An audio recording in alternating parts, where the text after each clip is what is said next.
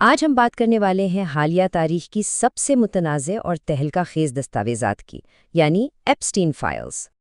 30 لاکھ، جی ہاں، 30 لاکھ سے زیادہ صفحات۔ یہ وہ تہلکہ خیز انکشاف تھا جو 30 جنوری 2026 کو ہوا، جب امریکی محکمہ انصاف نے جیفری ایپسٹین سے جڑی فائلز کو پبلک کیا۔ اور یہ کوئی معمولی کاغذات نہیں تھے، بلکہ شواہد کا ایک ایسا پہاڑ تھا جس نے دنیا بھر میں طاقت کے ایوانوں کو ہلا کر رکھ دیا۔ تو اتنی ساری معلومات کے بیچ سچائی تک کیسے پہنچا جائے؟ ٹھیک ہے، چلیں اس پورے معاملے کو ذرا کھول کر دیکھتے ہیں۔ ہم ایک ایک کر کے ان بڑے ناموں اور ان کہانیوں پر بات کریں گے جو ان فائل سے سامنے آئی ہیں۔ دیکھیں، یہ فائل صرف کچھ ناموں کی لسٹ نہیں ہے، نہیں، یہ تو ایک پورا جال ہے، گورکھ دھندا، جس میں دنیا کے سب سے طاقتور لوگوں کے آپسی رابطے، ان پر لگے سنگین الزامات اور ان کے خفیہ مالی معاملات کی کہانیاں چھپی ہیں۔ اور ناموں کی یہ لسٹ کافی لمبی ہے۔ اس میں سیاستدان ہیں، ٹیکنالوجی کے بڑے نام ہیں، شاہی خاندانوں کے لوگ ہیں اور فنانس کی دنیا کے شہنشاہ بھی۔ لیکن کچھ نام ایسے ہیں جن پر الزامات اتنے سنگین ہیں کہ سب کی نظریں انہی پر ہیں۔ تو چلیں دیکھتے ہیں کون ہیں یہ لوگ۔ تو ٹھیک ہے، اپنی پہلی کیس فائل کھولتے ہیں، اور اس میں ہم بات کریں گے ٹیکنالوجی کی دنیا کے دو بہت بڑے ناموں کی۔ سب سے پہلے ایلون مسک۔ سب جانتے ہیں کہ ٹیکنالوجی کی دنیا میں ان کا کیا مقام ہے۔ انہوں نے ہمیشہ پبلک میں ایپسٹین کے ساتھ کسی بھی قسم کے سوشل تعلق سے صاف انکار کیا ہے۔ لیکن کیا بات صرف اتنی ہی ہے؟ کیونکہ جو ڈی او جے کی فائلز ہیں وہ ایک بالکل الگ ہی کہانی سناتی ہیں۔ ان میں کچھ ای میلز ملی ہیں جن سے لگتا ہے کہ مسک نہ صرف ایپسٹین کی پارٹیوں کے بارے میں پوچھ رہے تھے، بلکہ ان پارٹیوں میں جانے کا پلان بھی بنا رہے تھے۔ اچھا، اب آتے ہیں بل گیٹس کی طرف۔ ان کا معاملہ ایپسٹین کے ساتھ اور بھی زیادہ پیچیدہ نظر آتا ہے، اور یہ ٹائم لائن جو ہے یہ صاف دکھاتی ہے کہ ایپسٹین کو سزا ہونے کے کافی عرصے بعد تک بھی ان دونوں کا آپس میں ملنا جلنا تھا۔ اور اس معاملے کی سنگینی کا اندازہ اس بات سے لگایا جا سکتا ہے کہ بل گیٹس کی سابقہ بیوی میلنڈا فرینچ گیٹس نے خود پبلکلی کہا کہ یہ رشتہ ان کی شادی کے لیے انتہائی تکلیف دہ وقت کی وجہ بنا، اور یہ کہ ان سوالوں کے جواب اب بل گیٹس کو ہی دینے ہوں گے۔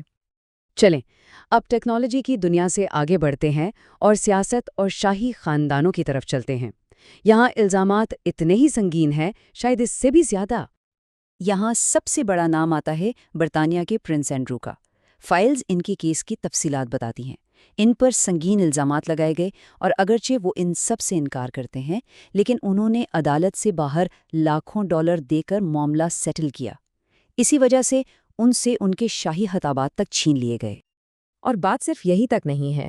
فائلز میں برطانیہ کے ایک اور بڑے سیاستدان پیٹر مینڈلسن پر الزام ہے کہ وہ ایک طرح سے ایپسٹین کے مخبر تھے۔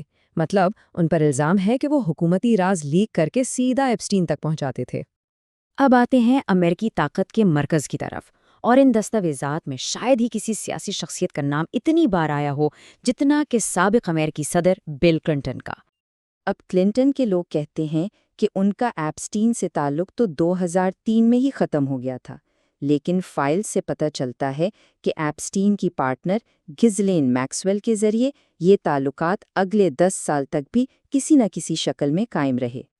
اور دیکھیں، یہ معاملہ صرف کچھ لوگوں کے گرد نہیں گھومتا، یہ ایک بہت بڑا اور وسیع جال ہے، اور اس جال میں سے کچھ ایسی حیران کن سازشی تھیوریز بھی نکلتی ہیں کہ ان پر یقین کرنا مشکل ہو جاتا ہے۔ جیسے کہ کووڈ سے پہلے ہی بل گیٹس کے ساتھ مل کر ایک عالمی وبا کی سیمولیشن کی بات، یا بٹ کوائن بنانے میں ایپسٹین کا ممکنہ کردار، اور تو اور اس کے پرائیویٹ جزیرے پہ ہونے والی پراسرار شیطانی رسومات کے بھی شواہد ملنے کا ذکر ہے۔ اور یہاں ایک بہت ہی دلچسپ بات سامنے آتی ہے۔ ان فائلز میں مبینہ طور پر ایک کوڈ ڈکشنری ملی ہے جس سے ایک خفیہ زبان کے استعمال کا پتہ چلتا ہے، اور یہ بات اس پزا گیٹ تھیوری کو تقویت دیتی ہے جسے پہلے صرف ایک سازش سمجھ کر رد کر دیا گیا تھا۔ تو سب سے اہم سوال، سب سے بڑا سوال یہ اٹھتا ہے کہ اتنی ساری معلومات سامنے آنے کے بعد آخر ہو کیا رہا ہے؟ انصاف کے لیے کیا کیا کیا جا رہا ہے؟ کیونکہ حیران کن بات یہ ہے کہ 30 لاکھ صفحات، ہزاروں تصاویر اور ویڈیوز سامنے آ گئی ہیں، لیکن نتیجہ زیرو پروسیکیوشنز، کوئی قانونی کارروائی نہیں ہوئی، اور یہ بات پورے انصاف کے نظام پر ایک بہت بڑا سوالیہ نشان ہے۔ بلکہ حکام نے تو یہاں تک کہہ دیا کہ ان فائلز میں ہمیں ایسا کچھ نہیں ملا جس سے ہم کسی پر مقدمہ چلا سکیں۔ اب یہ بیان ایپسٹین کے متاثرین کے لیے کسی صدمے سے کم نہیں، اور انہوں نے اس پر شدید غصے کا اظہار کیا ہے۔